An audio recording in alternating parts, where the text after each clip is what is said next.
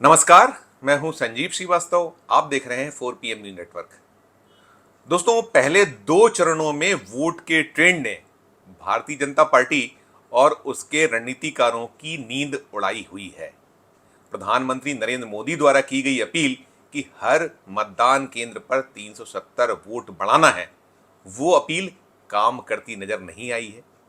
प्रधानमंत्री के जो प्रयास हैं कि किस तरीके से वोटरों को फिर शीशे में उतार लिया जाए, वो भी कहीं सफल होता नजर नहीं आ रहा है। और कुल मिलाकर वोटर की चुप्पी, वोटर की उदासीनता और खुद बीजेपी और एनडीए के जो अलायंस हैं, एनडीए अलायंस है, उसके भी जो धड़े हैं, उनके प्रयास भी रंग लाते नजर नहीं आ रहे हैं।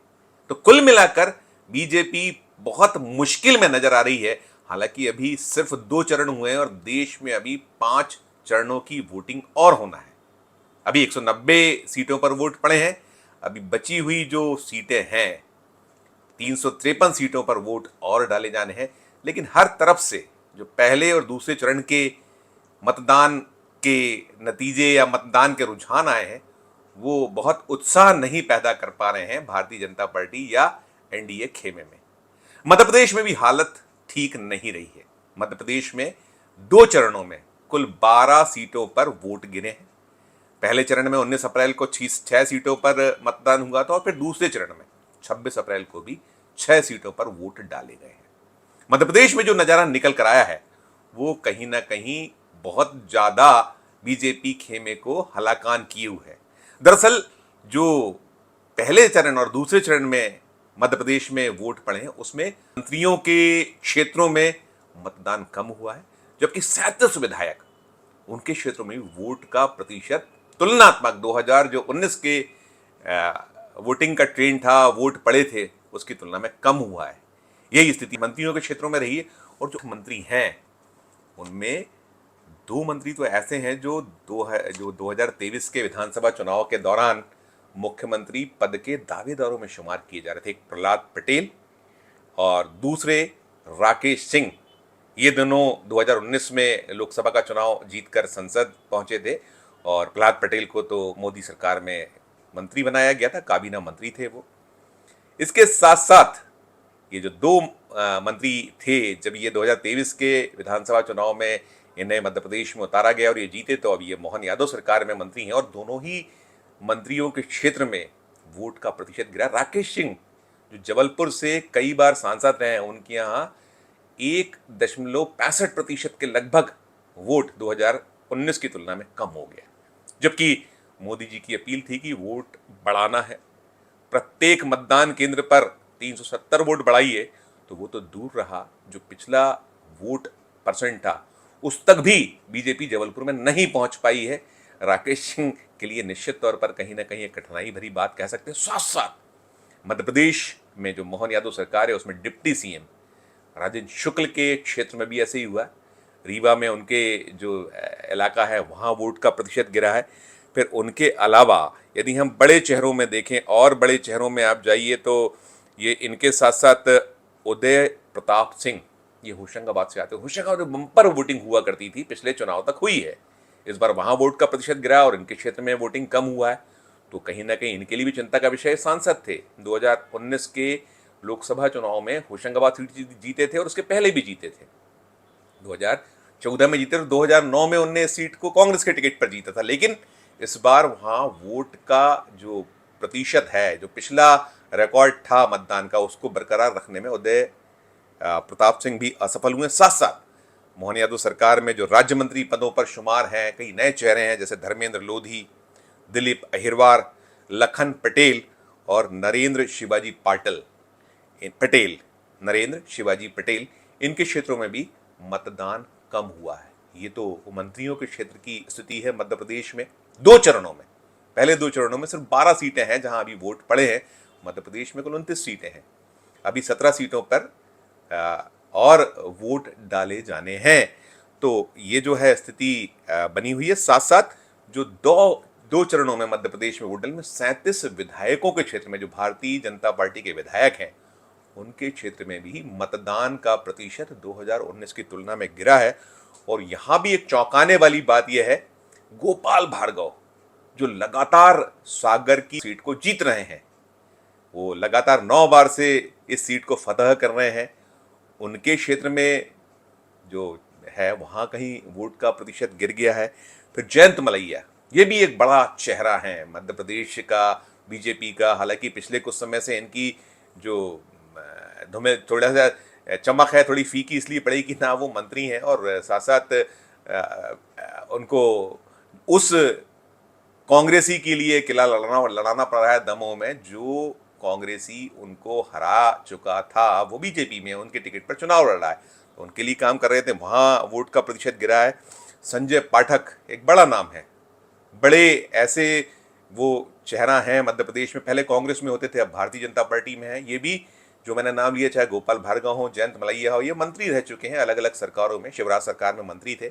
संजय पाठक को भी अवसर मिला था, संजय पाठक कांग्रेस से भारतीय जनता पार्टी में आए हुए हैं और रच बस गए ऐसा माना जाता है। अब उन्हें मंत्री पद नहीं मिल पा रहा है पिछले कुछ समय से, तो वो भी उनके क्षेत्र में वोट गिरा है। फिर साथ साथ और अगर हम पूर्व मंत्रियों की बात करें तो हरिशंकर खटीक, इनके क्षेत्र में गिर गया। और कई ऐसे चेहरे हैं, कई नाम हैं जिनके क्षेत्रों में विधायक हैं, कुछ वरिष्ठ विधायक हैं उनके क्षेत्रों में, और साथ साथ जो मध्य प्रदेश विधानसभा के अध्यक्ष थे, पिछला जो बीजेपी की सरकार थी, 2020 में सरकार बनी थी और 2020 से लेकर 2023 तक सत्ता पुनः बीजेपी के पास रही, उस समय गिरीश गौतम मध्य प्रदेश विधानसभा के अध्यक्ष हैं, उनके क्षेत्र में भी मतों का प्रतिशत गिर गया। तो कुल मिलाकर प्रधानमंत्री नरेंद्र मोदी की जो अपील थी कि वोट बढ़ाइए, वो बार बार मंचों से अपील कर रहे हैं। अब प्रधानमंत्री मुद्दों की जगह वही हिंदू मुस्लिम, मीट मछली मटन तमाम बातें कर रहे हैं, वो उस पूरे चुनाव को अलग दिशा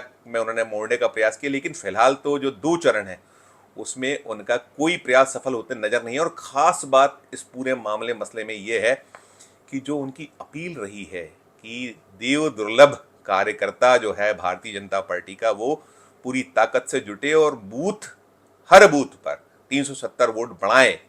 और मध्य प्रदेश में तो बड़े दावे होते रहे हैं कि मध्य प्रदेश में पन्ना प्रमुख पूरे देश में ही है, भारतीय जनता पार्टी का जो कैडर है उसने सब जगह कर रखा है कि पन्ना प्रमुख भी है, बूथ का प्रभारी भी है।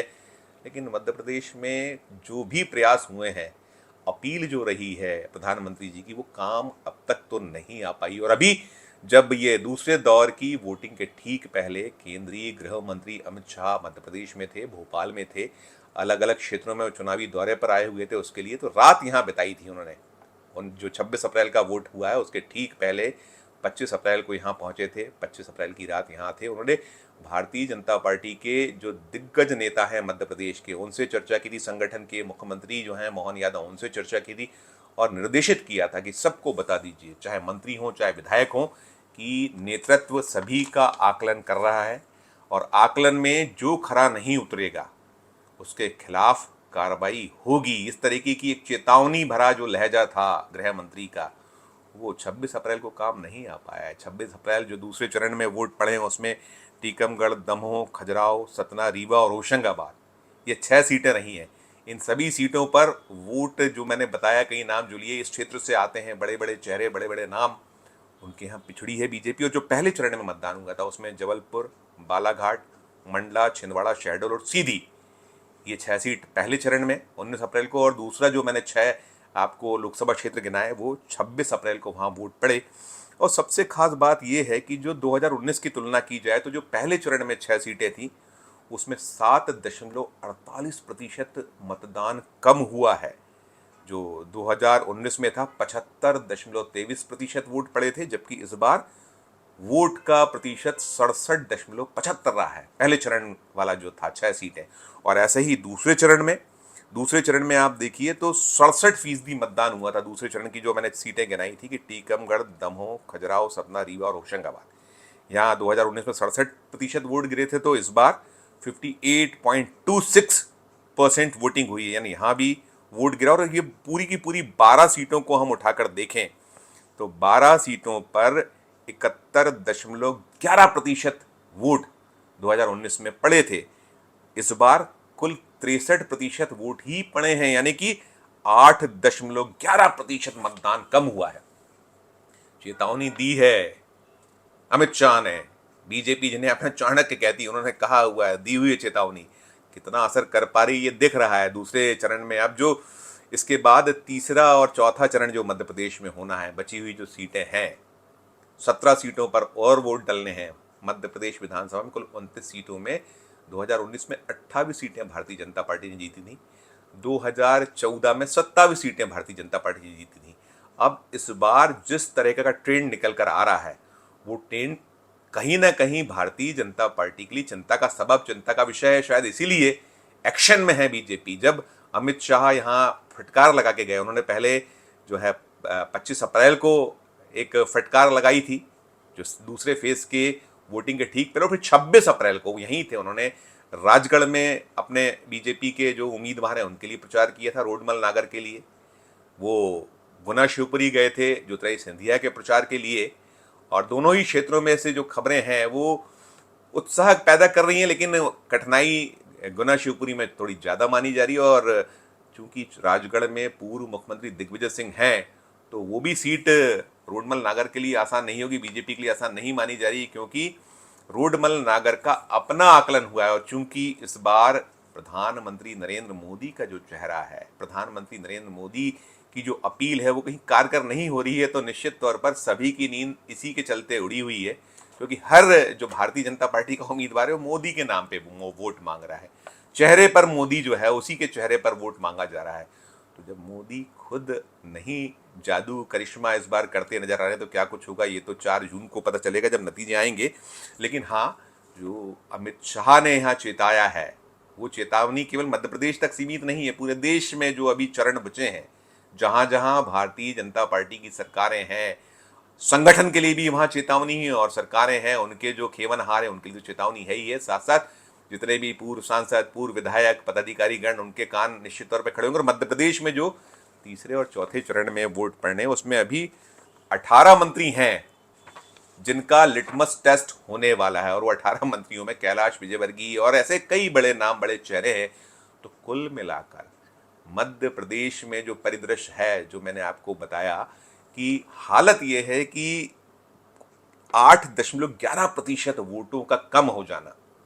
हालांकि इसका एक पक्ष ये भी रहा है कि भारतीय जनता पार्टी जो पिछले 2019 के चुनाव में जो जीतें जीती थी, बड़ी बड़ी जीतें थी, जिन 6 सीटों का दूसरे चरण में वोट पड़ा है, उस क्षेत्र में 2.25 लाख से लेकर 5.5 लाख तक के अंतर से सीटें जीती गई हैं। कुछ 3 सीटें ऐसी थी जो 3.25 लाख से लेकर और 3.5 लाख तक जीत दर्ज हुई थी।